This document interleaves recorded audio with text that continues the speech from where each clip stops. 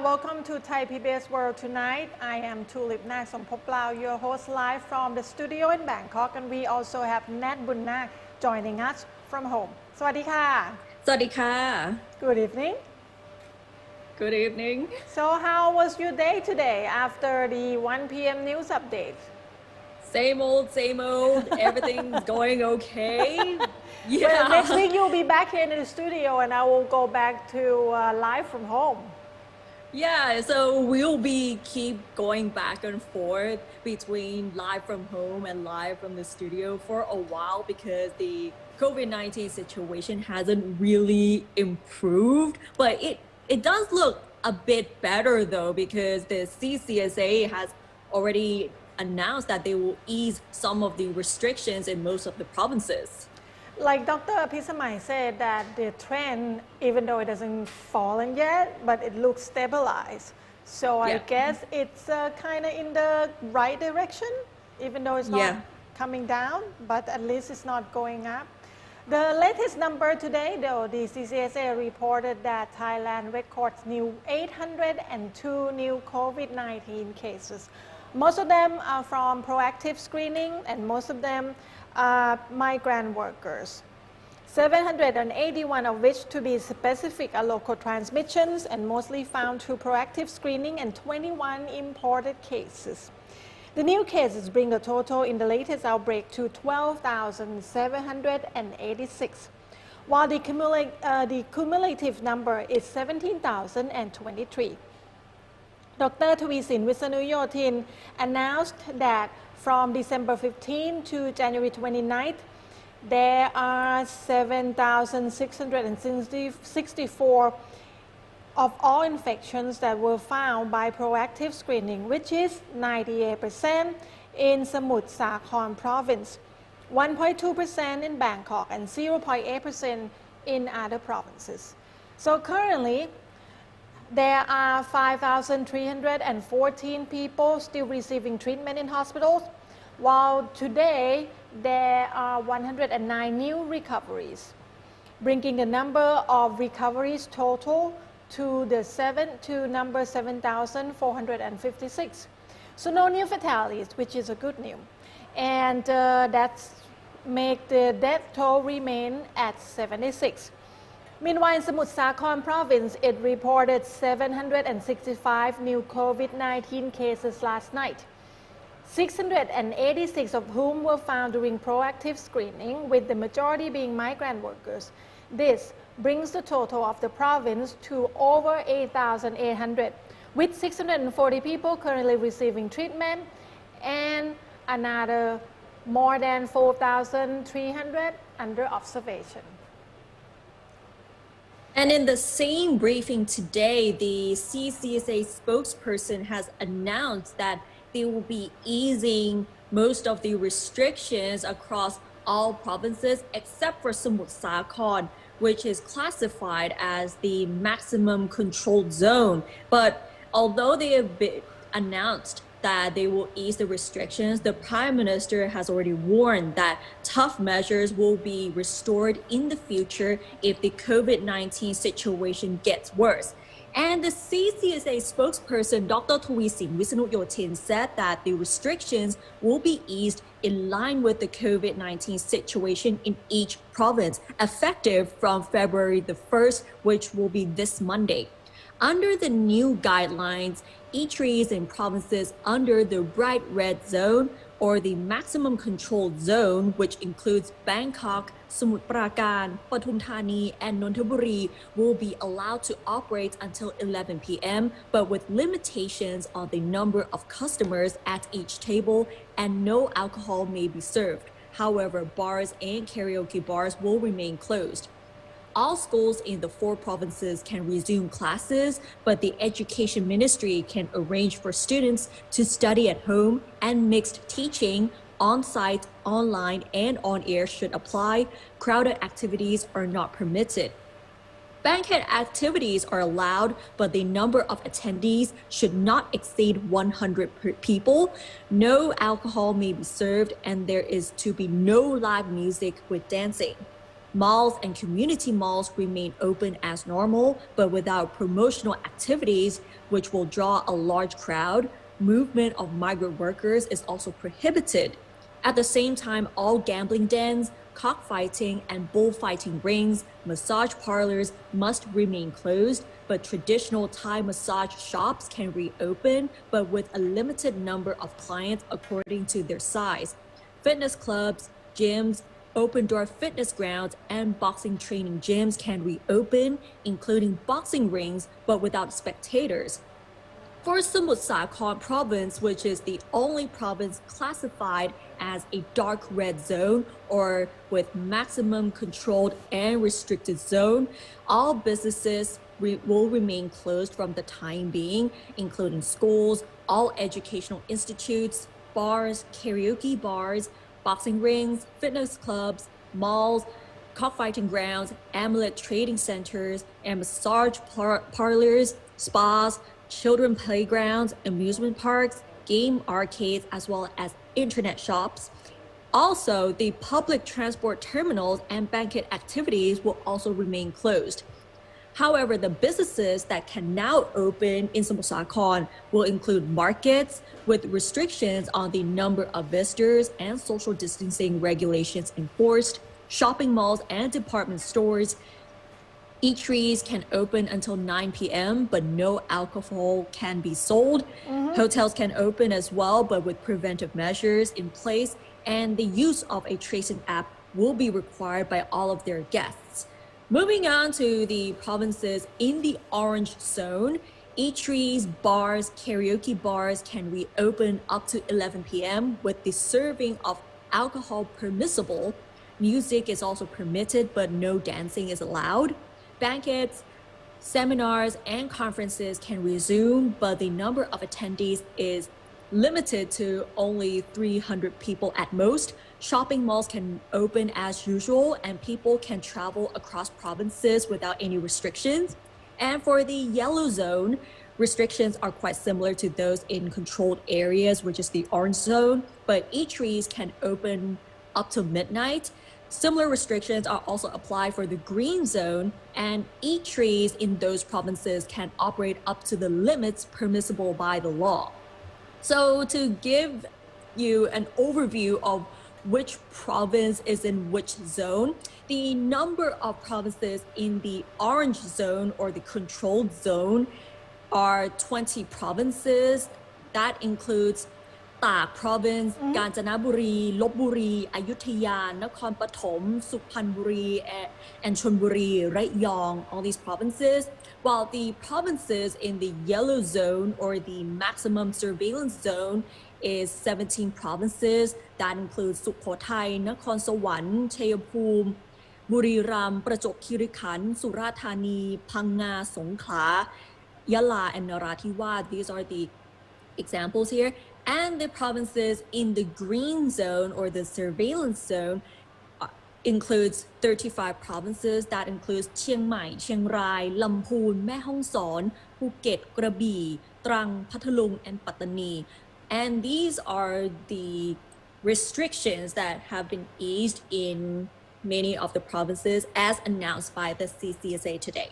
And if the viewers want to go over the detail of which province is in which color zone and what allowed to open and not open in Samut Sakhon and in Bangkok, you can just check our Twitter and our Facebook, and we put the infographic on there for everyone to check. Now come back to the announcement. The Prime Minister today also shared the meeting of the Disease Control Board in Thailand, and he usually hold a press briefing right after that. And today he was talking about vaccine. He was talking about that he think the situation Thailand is in right now, the outbreak, the few hospitals beds that we have, the availability of it, the disease control measures. He said they are all still all still at acceptable levels. General Prayut Chan-o-cha said that the quantity of new cases being discovered each day seems high because the country is conducting mass screening to bring infected people into the system in order to contain the outbreak. He said that the government has been following the situation very closely day by day. The measures are discussed on a monthly basis or more frequently if needed. And when he talked about the vaccine procurement, Thailand, he said, is still in negotiations with the countries of origin of the vaccines. Progress depends on the laws in those countries as well as the law in Thailand. And he added that he expects the vaccines to arrive in Thailand as scheduled. And then the government will soon finalize the inoculation priority plan and timing. However, he said that everyone has a right of access to the vaccine. The Prime Minister reiterated the importance of hygiene measures even if already inoculated. He said if everyone follows the guidelines, the country will be able to get through the outbreak, as it did during the first outbreak last year. Regarding the reopening of the schools on Monday, Prayut asked all schools to adhere to the disease control guidelines, adding that any schools found violating the requirements will be ordered to close. And there will be more inspections of high-risk venues to make sure everyone follows the guidelines, such as in schools, for instance. So there will be a lot more, I believe, special task force, probably together with the police and the military officers to go into all these education institutions, also other type of venues to make sure that everybody adhere to the strict disease control guidelines. Right. And although the CCSA has announced the restrictions to be eased in many of the provinces, but so far in Chonburi province, they have decided to close all hotels and tourist attractions after there has been a demand by 8 business organizations to close these businesses because they're having issues with lack of tourists as well as the expenses that they still have to be responsible for. And yesterday, the Communicable Disease Committee of Chonburi province ordered all hotels and tourist attractions to close until further notice to contain the spread of COVID-19. However, hotels with guests still in residence or those who wish to stay open must inform the district chief within 7 days. The order came after 8 business organizations demanded that the local government to close all hotels, which they said have no guests, even though a lockdown has not been imposed there, which significantly affected their businesses.